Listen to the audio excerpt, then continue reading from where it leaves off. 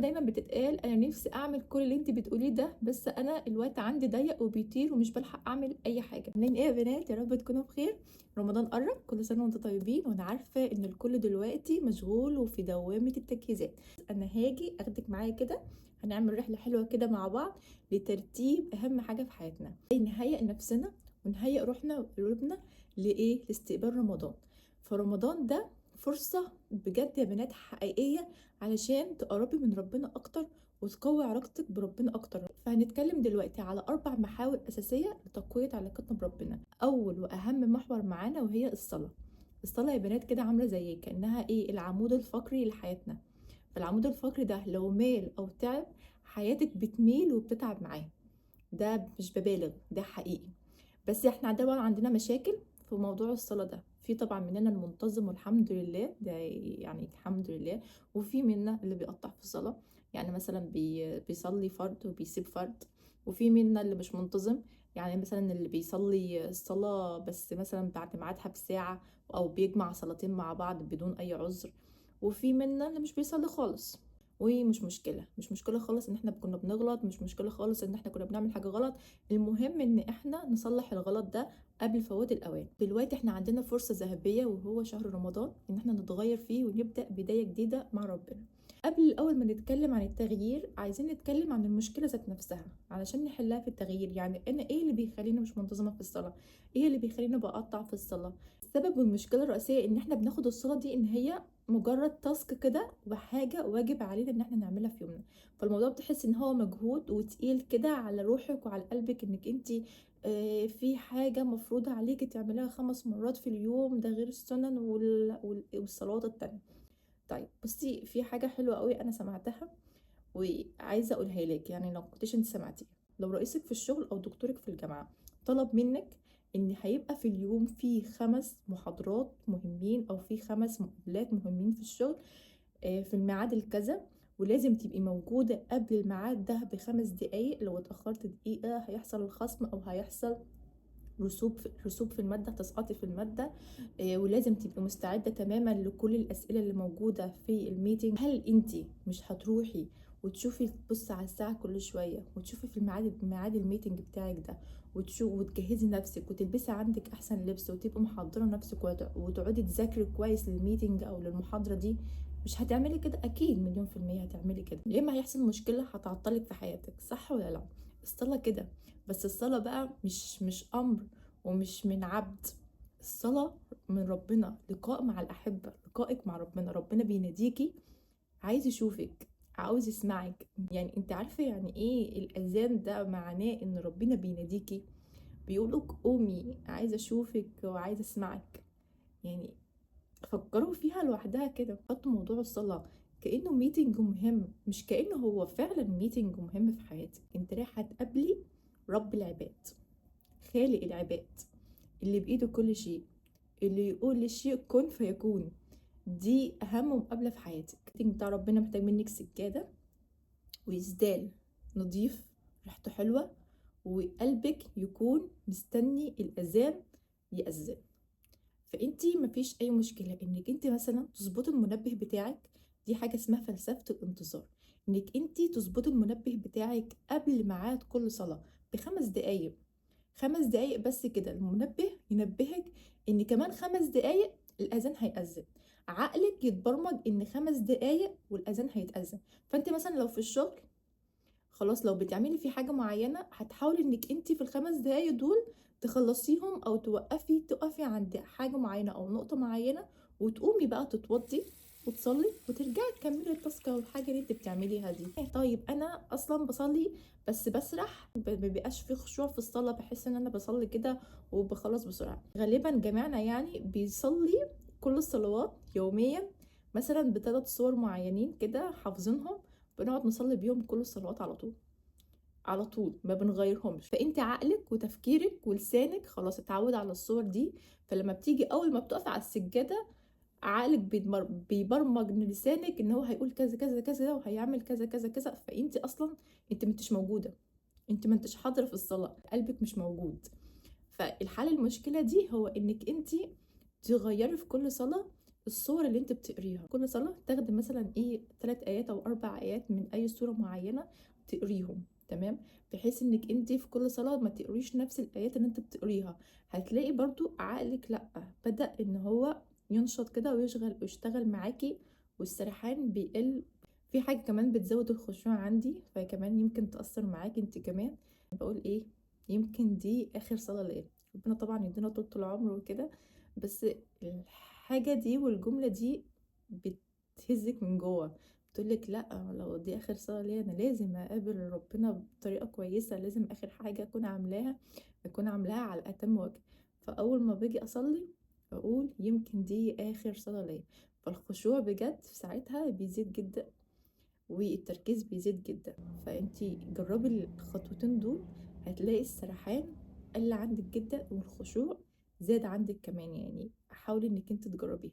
طب ماشي، انت حليتي مشكلة السرحان، حليتي مشكلة الانتظام، إيه هنحاول ان احنا نطبق الكلام ده، واروح اصلي بقى كل الصلوات وكل السنن وكل الصلوات الاخرى زي التراويح. لا، اوعي تعملي كده، اوعي تعملي كده. انت منتظمة في الصلاة، ممكن تعملي كده، بس لو انا مش منتظمة في الصلاة او بقطع او ما بصليش، هل انا اعمل كده؟ لا طبعا، اوعي تعملي كده. اسبوع واحد وهتقطعي، هترجعي تاني زي ما كنت. طب انا اعمل ايه؟ التدريج بقى. تالت حاجة في حل المشكلة دي هي التدريج، التدرج، انك انتي تاخدي الموضوع خطوة خطوة. طب في الصلاة هتدرج ازاي؟ بصي، انت عليكي 5 فروض، 5 صلوات في اليوم لازم تصلي. مش هنطلب منك اكتر من انك انت تصلي الخمس فروض والخمس صلوات دول بس في اليوم. يعني ابداي رمضان خلاص فاضل لسه اسبوع، في بداية الاسبوع ده قبل رمضان انك انت تهيئي نفسك وتحاولي انك انت تنتظمي في صلاة الخمس فروض دول في ميعادهم. يعني زي ما احنا قلنا هتظبطي المنبه قبل الصلاة ب5 دقايق، بحيث انك انت تهيئي نفسك ان ايه الصلاة كمان 5 دقايق هتصلي، تمام؟ بس ده المطلوب منك في الصلاة الفترة دي.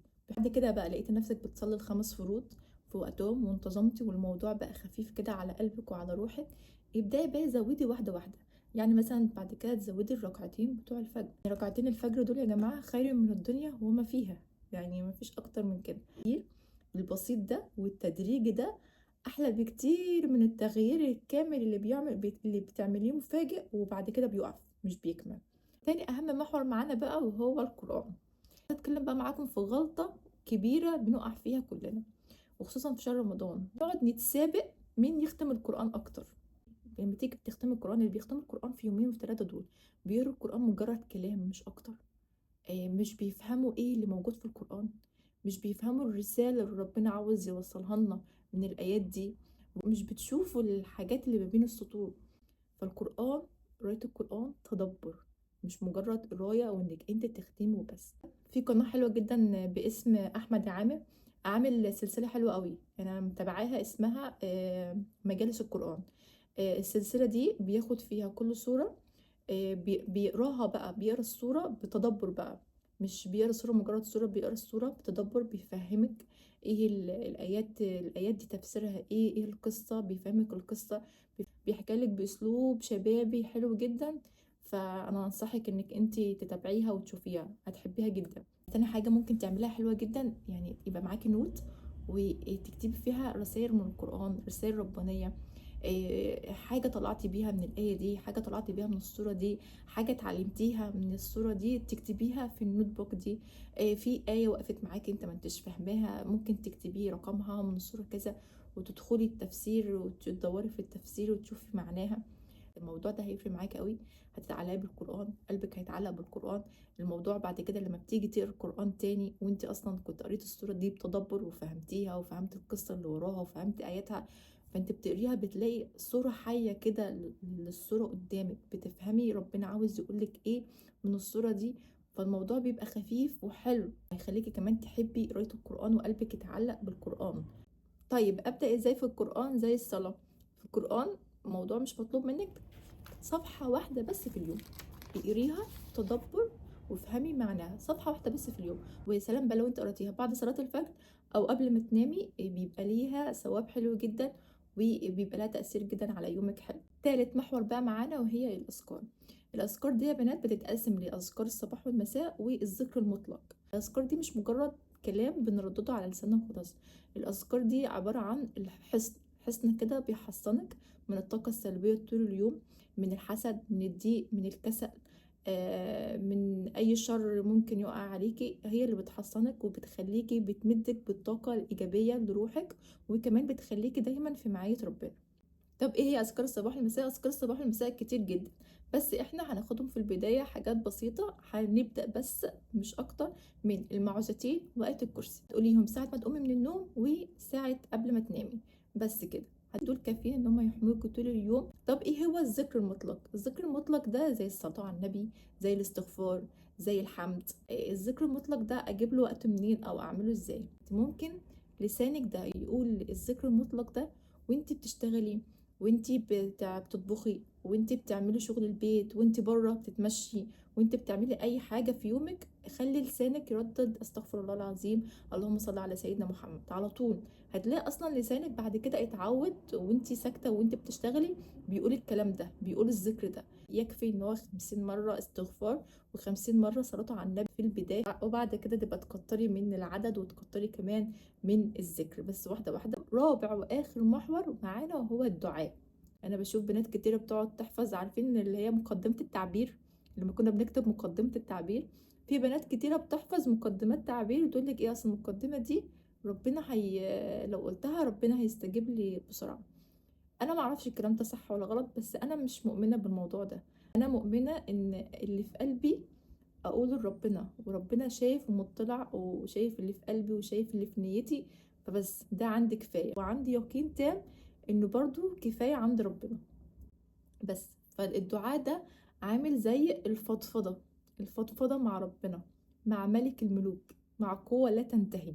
اتكلمي مع ربنا وخلي عندك يقين ان ربنا سمعك وهيستجيب لك ان شاء الله عاجلا او اجلا. وخلي عندك يقين بده، ان لو الموضوع ده فيه خير ليكي ربنا باذن الله هيستجيبهولك في الوقت المناسب، ولو هو فيه شر ليكي ربنا هيأجله، وبعد كده هيوضح لك الصورة واحدة واحدة هو ليه أجلهولك، وانتي هترجعي تحمدي ربنا عن هو مستجابلكيش الدعوة دي.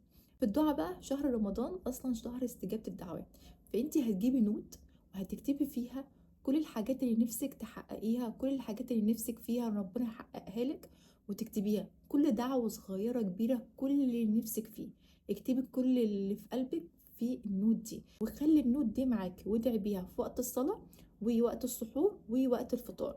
تلاقي ربنا بيستجيب لدعوات انتي كنت حاسة انها دعوات مستحيلة، شبه مستحيلة انها تتحقق، وهتشوفي كرم ربنا بعينيك ان شاء الله. وعشان ندخل رمضان واحنا مستعدين وجاهزين بجد، انا عملت لكم تحدي بسيط جدا، اللي هو في الاسبوع اللي قبل رمضان نهيئ فيه نفسنا. سميته كده تحدي خطوة لرمضان. الاسبوع قبل رمضان هنعمل فيه ايه؟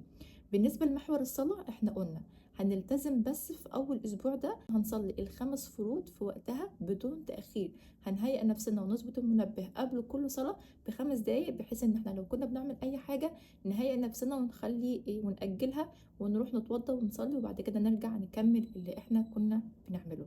تمام، دي اهم حاجة يا بنات.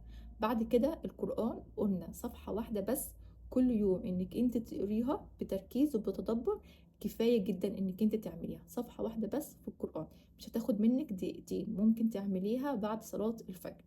بعد كده الأذكار، قلنا هنبدأ بأذكار الصباح والمساء، بإن احنا نقول أذكار الصباح والمساء اللي هي المعوذتين وآية الكرسي، وكمان 50 استغفار و50 صلاة على النبي. ال50 استغفار وال50 صلاة على النبي دول احنا قلنا ان احنا ممكن نخلصهم بكل سهولة واحنا بنعمل شغلنا، واحنا بنخلص شغل البيت، او واحنا ماشيين بنخلص مشاوير اي حاجة. بعد كده قلنا الدعاء 5 دقايق في اليوم بعد اي صلاة، فضفضة مع ربنا، مع الحاجات اللي نفسك فيها، مع الحاجات اللي مضايقاك وعلى المشاكل اللي عندك وعاوزاها تتحل. 5 دقايق كفيلة ان هي تحللك الدنيا دي كلها، فضفضة مع ربنا. تحدي سهل قوي، بس لو عملتيه بجد هتحسي ان كنت روحك اصلا بدأت تنور وبقت مرتاحة نفسيا، وكمان استعدادك لرمضان بقى مختلف جدا. طيب في جملة دايما بتتقال، انا نفسي اعمل كل اللي انت بتقوليه ده، بس انا الوقت عندي ضيق وبيطير ومش بلحق اعمل اي حاجة. بص انا عايزه اقول لكم الوقت مش ضيق والوقت مش بيطير، بس احنا اللي محتاجين نتحكم في الوقت شويه. ازاي؟ البكور، الصحيان بدري. بورك لامتي في بكورها. اصحي بدري. انت لما هتصحي بدري انت اصلا هتلاقي اليوم عندك طويل جدا.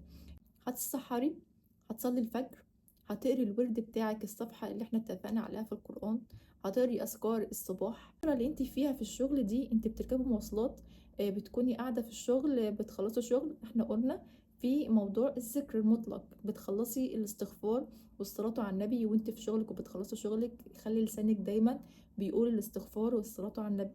انت كده خلصتي موضوع الذكر. الدعاء، خلي الدعاء ده بعد صلاة الفجر، عشان صلاة الفجر دي اللي وراها بيبقى فيه وقت فاضي. خلي ال5 دقايق فضفضة اللي احنا اتفقنا عليهم دول يكونوا بعد صلاة الفجر. انت كده خلصتي كل حاجة احنا اتفقنا عليها. ظبطي بس يومكم انكم تناموا بدري وتقوموا بدري، هتلاقوا نفسكم بجد اليوم اصلا في وقت اصلا فاضي كتير انكم تعملوا فيه حاجات كتير. ما تضيعوش وقتكم وصيامكم في المسلسلات والبرامج والحاجات الفاضية ديت والسكرول على الفيس وعلى الانستجرام والحاجات دي. يعني ما تضيعوش شهر رمضان، مهم جدا، بلاش تضيعوه في الحاجات الفاضية دي. واحدة واحدة وبخطوات بسيطة انتي هتلاقي حياتك اتقلبت، اتغيرت 180 درجة. 180 درجة هتلاقي حياتك اتغيرت لو انتي مشيتي على ال4 محاور دول وانتهزتي فرصة شهر رمضان بانك انتي تطوريهم وتكملي فيهم، ولما شهر رمضان يخلص تكملي بيهم ان شاء الله. وبس كده، يا رب يكون فيديو النهارده عجبكم وفاتكم ولمس كمان قلوبكم وشجعكم بانكم تبداوا تستعدوا لرمضان صح. بس كده، ولو عجبكم الفيديو متنسوش تعملوا لايك وسبسكرايب عشان يوصل لكم كل جديد. السلام عليكم ورحمة الله وبركاته.